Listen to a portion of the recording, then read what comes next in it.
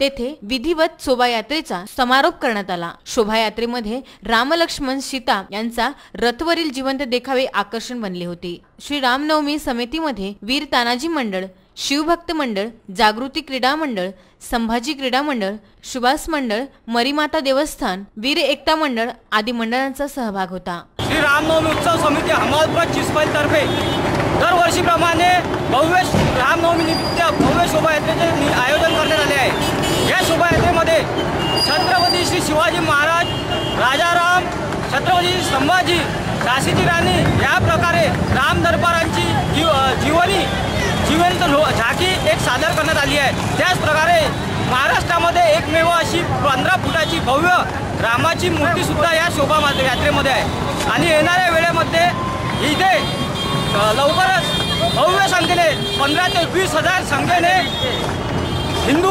जनसागर लवकरात लवकर एकत्रित होणार आहे। आणि हा जनसमुदाय हमालपुरा येथून मुख्य यात्रेकडे वळताना याचा समारोप शेवटी गांधी चौक येथे होईल। Bureau report, VCN news, Amravati.